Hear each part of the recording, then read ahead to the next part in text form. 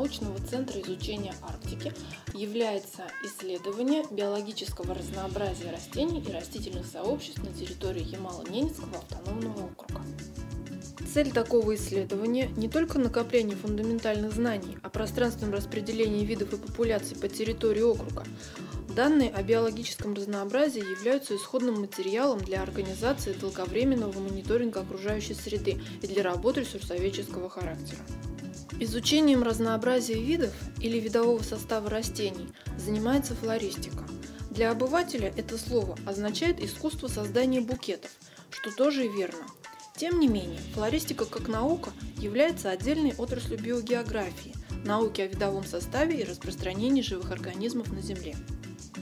Задача флористики – найти и зарегистрировать местонахождение как можно большего числа видов растений. Первым, самым главным и самым физически тяжелым этапом работы является полевой этап. Исследователь работает непосредственно в природе. В Ямало-Ненецком округе это северная тайга, лесотундра и тундра.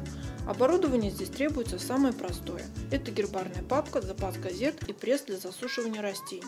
Обо всех растениях, увиденных на маршруте, нужно записывать в полевой дневник.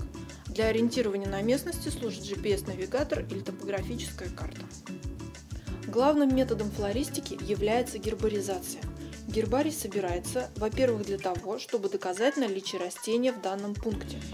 Кроме того, далеко не всегда можно сразу в поле правильно определить растение, поэтому сомнительные образцы обязательно собираются.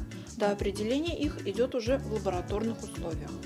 Основным продуктом деятельности флористов являются флористические